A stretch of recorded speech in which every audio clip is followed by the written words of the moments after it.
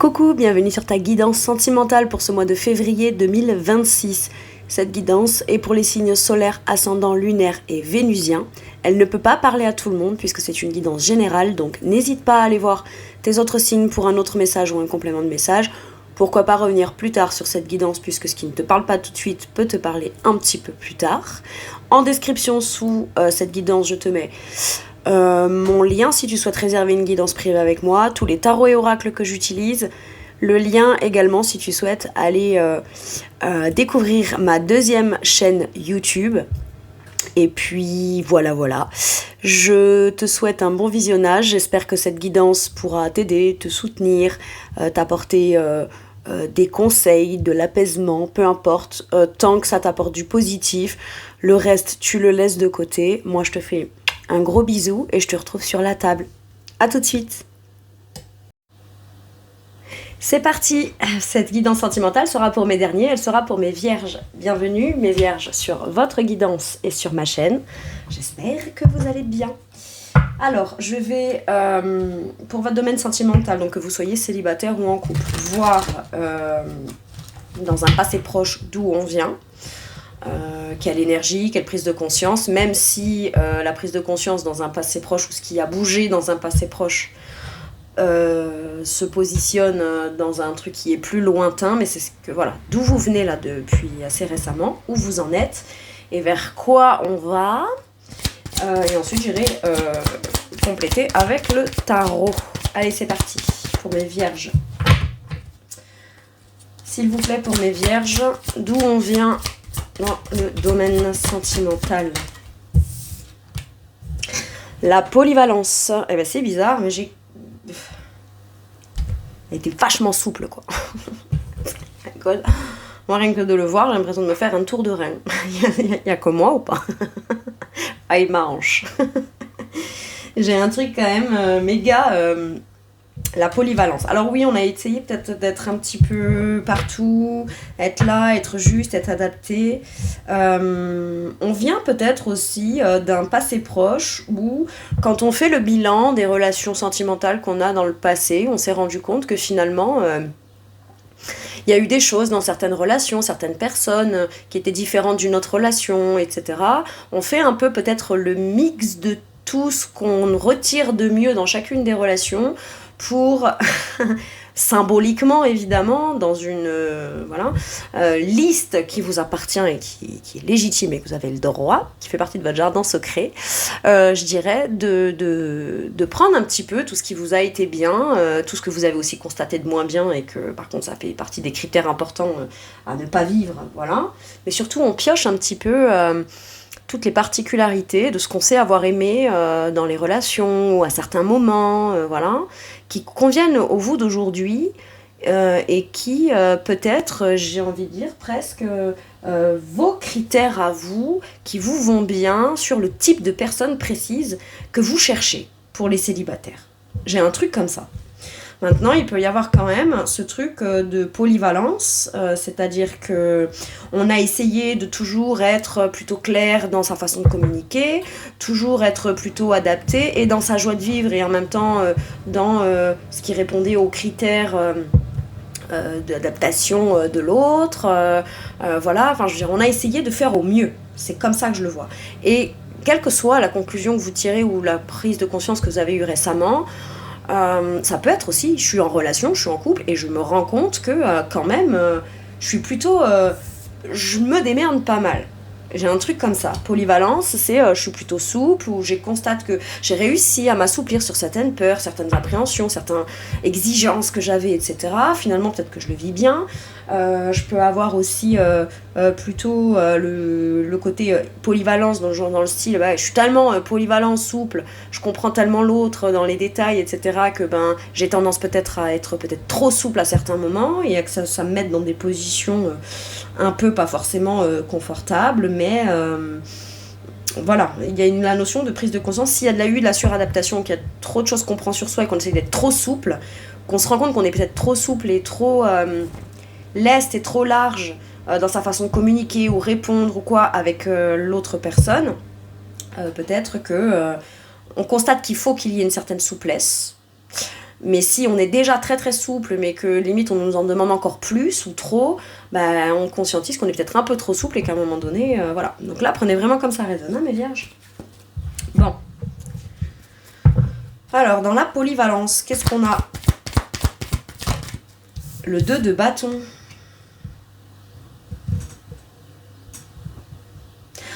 J'ai l'impression que vous envisagez peut-être, vous avez pris conscience que vous pourriez peut-être vous projeter de nouveau dans une relation ou d'évaluer. En fait, j'ai ça, le 2 de bâton vient me confirmer ce que je vous disais tout à l'heure pour les célibataires. Je la ressens vraiment comme ça. Je peux m'autoriser à envisager plusieurs options et des choses différentes dans ma vie en essayant de déterminer, à ma connaissance et depuis mon expérience, que j'ai vécu par mon passé, pour en faire comme un espèce de melting pot, un truc où je le programme, je le planifie, je le mets en place, mais où si je visualise les choses comme ça, c'est comme ça que j'ai envie de me projeter peut-être dans une relation. C'est peut-être aussi ce truc-là qui vous permet de vous redonner l'envie et l'entrain et le désir d'avoir envie de vous retrouver quelqu'un ou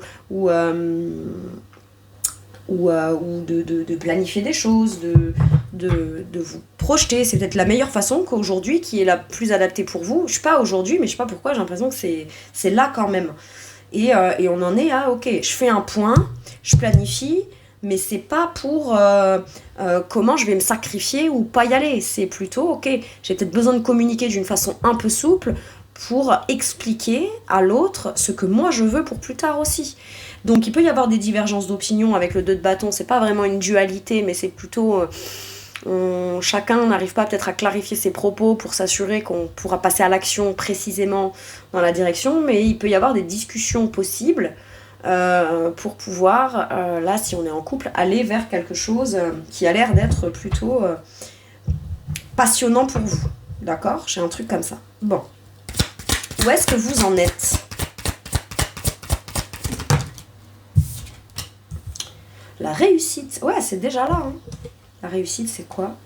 La défense. Vous défendez vos points de vue, vos intérêts. Vous n'allez pas non plus vous suradapter. Peut-être que longtemps, vous avez mis entre parenthèses certaines choses ou pris en charge certaines choses sur vous, sur l'autre, et vous vous rendez compte que peut-être vous avez été trop souple ou pas assez. Mais peu importe, ça vous réussit. Maintenant, c'est pas parce que vous n'avez pas été assez souple que vous n'avez pas des bonnes raisons aussi de dire votre point de vue. Votre point de vue est aussi légitime que celui de n'importe qui. Pour votre, c'est aussi ça vous concerne, hein, votre futur sentimental et vos plans et vos projets et comment vous vous projetez par la suite. Quoi qu'il arrive, on a une espèce de forme d'enthousiasme, de réussite, de se sentir dans l'abondance, de savoir qu'instantanément, on peut réussir et se sentir... en plus, regardez, c'est marrant, dans l'instant présent, j'ai le soleil sur la carte, hein, le soleil en vierge, d'accord ?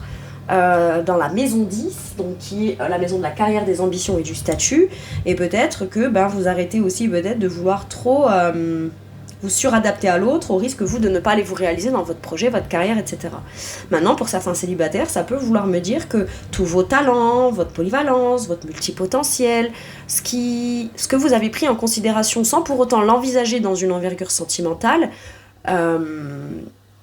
peut vous mener à vous déployer dans un projet dans lequel vous avez beaucoup de talent, dans lequel vous pourriez adapter votre quotidien afin d'envisager de quand même faire ça, ce plan, ce projet, etc. Vous êtes peut-être seul à vous projeter dans un projet professionnel, et si vous êtes célibataire, il y a peut-être dans l'instant présent aussi une conscientisation que ça peut venir aussi changer des choses, vous faire rencontrer de nouvelles personnes, on n'est jamais...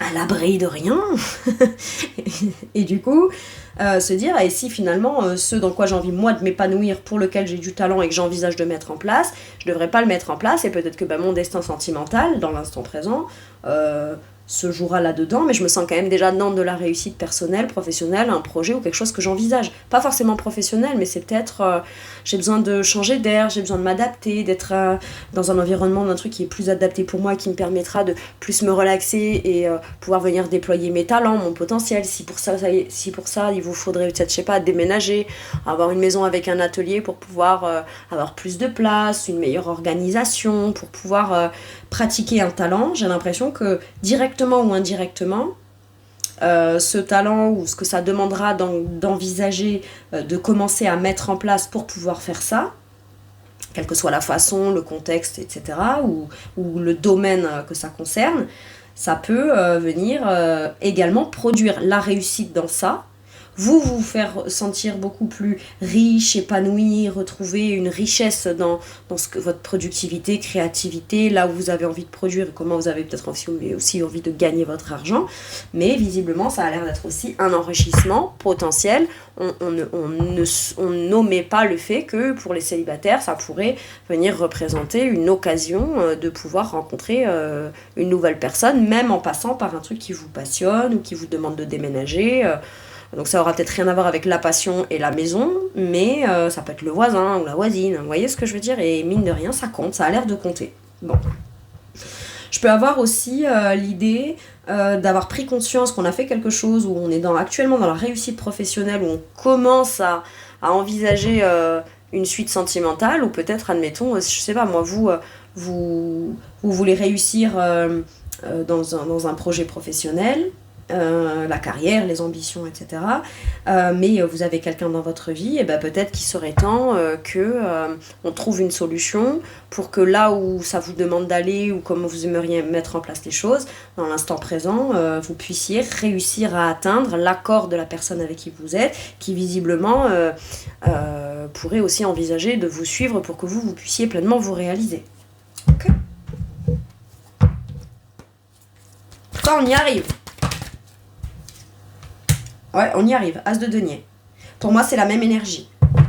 Un nouveau départ dans quelque chose de concret. Ça vous fait prendre un nouveau départ à tous les deux, mais c'est potentiellement aussi une offre professionnelle ou quelque chose de nouveau qui vous est proposé, qui est comme un cadeau, ou c'est peut-être vous qui plantez la graine et que vous faites ce cadeau-là de ce nouveau départ qui a l'air de porter ses fruits, qui est tout porteur de promesses, d'accord? Parce que l'as de denier, c'est quand même, l'as de pentacle, c'est un contrat, un nouveau contrat, l'achat d'une nouvelle maison, ça peut être un nouveau départ concret, ou alors on se lance ensemble dans la même activité, mais du coup on emménage ensemble, ou il peut y avoir quelque chose comme ça là pour les couples. Maintenant, pour les célibataires, j'en reviens à dire que là, tout de suite dans l'instant présent, vous prenez conscience que prendre un nouveau départ concret et en confiance, c'est tout à fait possible pour vous. Vous vous sentez même énergétiquement, intérieurement, dans l'émotion ou le sentiment ou le ressenti de la réussite, de la réalisation, de l'enrichissement personnel. Vous avez peut-être beaucoup d'ambition dans ce que vous envisagez de construire pour plus tard dans votre domaine sentimental. Donc, qui est la personne ou pas dans votre vie, aujourd'hui, vous le prenez en compte de façon sérieuse et vous vous dites, non, moi je vais tendre la main, garder l'esprit ouvert et la main ouverte à recevoir potentiellement la personne, mais elle devra répondre quand même à certains critères que j'estime être moi essentiels et nécessaires pour ce que moi j'envisage de vouloir construire dans une relation pour plus tard. Très bien. Vers quoi est-ce que vous allez? L'intuition. À terme, vous direz, j'ai bien fait de m'écouter, quoi. Et vous avez du flair. Quand même, vous n'avez pas rencontré cette personne, même si on n'a pas dans les moindres détails la même vision sur tout, qu'il y a des divergences, un peu d'opinion et des choses où il pourrait y avoir des désaccords, mine de rien, vous finissez par avoir la vie de l'intuition que vous aurez. Mais vous saurez aussi que vous pourriez vous fier à votre intuition. Et de toute façon, c'est toujours mieux ça que l'inverse, parce que souvent, quand on n'écoute pas son intuition, ça n'empêche pas ce qu'on avait pressenti, et après on dit « Ah je le savais !» Mais je sais pas, j'ai un truc très aligné. Il y a un truc très aligné et très connecté à l'intérieur de vous. Vous vivez le truc pleinement aligné par la suite, sentimentalement parlant. On communique pas mal aussi sa sensibilité, on est beaucoup dans de la communication, on est dans l'idée de la maison, du foyer, de la famille. Même si l'autre a des appréhensions, admettons que vous soyez en couple, finalement... vous savez ce qu'on m'a envoyé comme image? C'est marrant. Vous savez ces vidéos drôles là où y a des gens qui disent « Mon père voulait pas... » C'est pour vous donner le truc, l'énergie un peu. Mon père voulait pas de chien, voulait pas de chou. Non, machin, non, j'en veux pas cette bête, mais je sais pas quoi. Et puis mon père, 6 mois après, est toujours collé avec le chien il dort sur lui, le truc il est machin, c'est genre finalement ils sont trop mignons. Vous voyez, c'est ça. C'est-à-dire que j'ai eu cette énergie-là. Donc, que ce soit un homme ou une femme, vous voyez. Mais il y a cette énergie au départ, il y a beaucoup d'appréhension. Non, moi je veux pas, parce que si, parce que là et tout. Et puis finalement, la personne, ça réalise presque un rêve inconscient ou un idéal inconscient, même pour lui ou pour elle, quoi. J'ai un truc un peu comme ça. Très bien. Et vous dites, mais c'est pas fais-moi confiance, parce que c'est facile de dire à quelqu'un fais-moi confiance, ou tu me fais confiance quand même. Bon, si un jour quelqu'un vous croise et vous dit j'espère que tu me fais confiance quand même, fuyez. Personne ne vient vous tester. Jusqu'à quel point est-ce que vous êtes naïf ou naïf et vous écoutez pas votre intuition? Bah, ça dépend en fait. Ça dépend. Ce qui veut pas dire que j'ai pas confiance, mais bon, j'ai avant tout confiance en moi en fait, donc ça dépend. Dis-moi. Pourquoi je devrais absolument te faire confiance? De toute façon, quelqu'un qui veut vous démontrer les choses vient pas s'assurer d'abord qu'il a attesté votre confiance ou pas. Je veux dire, c'est comme ça. Faites bien gaffe je sais pas pourquoi je vous le dis ça, mais si je vous le dis, c'est que je dois le dire. Peut-être que pour certaines, vous l'avez conscientisé. Qu'il y a des choses qui paraissent très anodines par moment dans certaines petites phrases subtiles, mais ça cache tout plein de trucs que finalement, on n'était pas obligé d'aller le voir, quoi. Bref. Donc, votre intuition, voilà, et puis finalement, on pourrait dire, ah bah tu vois, je te l'avais dit. Enfin, j'ai un truc un peu comme ça.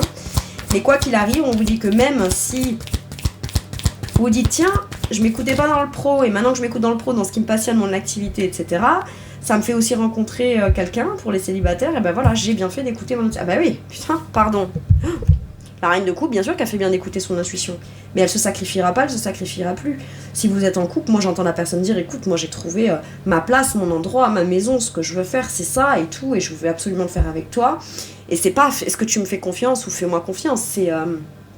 j'ai suffisamment confiance en moi, en mon cœur et en mes intuitions, en ce qui me rendrait heureux ou heureuse, et puis moi c'est là-bas que je veux être heureux ou heureuse, ou c'est dans ça, ou voilà.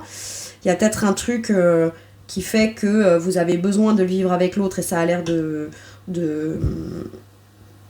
se mettre en place, et vous avez eu du flair et vous avez eu la bonne intuition, et ça, effectivement, la reine de coupe, c'est celle qui est heureuse. Maintenant, c'est aussi celle qui pense tellement plus au bien-être des autres dans sa polyvalence et sa suradaptation, qui a pu avoir eu tendance à sacrifier des choses, quand bien même c'est pas pour reprocher à l'autre, quoi, mais c'est qu'à un moment donné, jusqu'à quel point tu te rends compte jusqu'à quel point moi j'ai quand même été souple sur plein de trucs, et que maintenant en fait je suis juste légitime à vivre le bonheur que je veux, quoi. Voilà. Pour certains et certaines, vous allez vous épanouir dans l'activité, dans le cœur, dans là où vous vous projetez, etc. Et c'est en faisant tout ce qui est nouveau que visiblement ça a l'air de vous réussir aussi en amour, dans une nouvelle rencontre, ou dans le fait de se dire, tu vois, on a été ensemble, t'as douté de moi, j'ai douté de toi, tu doutais pas vraiment de moi, mais t'as peut-être des peurs et des craintes, des appréhensions, et finalement on fait bien de s'écouter. C'est beau, hein? C'est super beau. Mais là, j'ai le bonheur pour vous. Allez, un dernier message ou un dernier conseil pour mes vierges, s'il vous plaît. Reine d'épée, tu le sais. Toi, ce que tu projettes dans ton avenir clair sur le long terme, tu le sais. Dis juste ce qu'il y a à dire, t'as les bonnes intuitions, mais t'as aussi la bonne logique, la sagesse. Et aujourd'hui, même si t'aimes beaucoup, ou même si tu veux aimer beaucoup, t'as aussi ta clairvoyance, t'as aussi tes connaissances, ton intelligence, t'es suffisamment capable de t'affirmer, et écoute tes intuitions dans ça, en fait. Clairement. La reine d'épée, elle tranche. C'est pas pour imposer à l'autre, c'est qu'elle dit juste, oui, mais si moi, pour mon bonheur, je veux le vivre, je le vivrai. Et c'est aussi normal, par moment, de dire, écoute, voilà, qui même me suivent, hein. J'ai un truc comme ça, qui même me suivent. Mais ça a l'air d'être tellement aligné dans votre vérité intérieure, j'adore, ouais, en d'autres decks, c'est aligné. La justice. Alors, c'est peut-être pas encore officialisé, il y a peut-être besoin de l'annoncer, de le déclarer, de le dire, de négocier pour trouver un terrain d'entente assez formel et juste, mais quoi qu'il arrive, c'est de l'ordre d'une décision plutôt assez officielle. Et puis, au-delà de ça, c'est aussi la justice divine. Donc, voilà. Voilà, mes vierges, donc tranchez, décidez, faites-vous confiance, hein. Faites-vous confiance. C'est tout pour moi pour cette guidance. Je vous remercie de m'avoir écouté. Je vous fais tout plein de gros bisous. Prenez surtout bien soin de vous. Et à bientôt pour une nouvelle guidance. Merci, au revoir.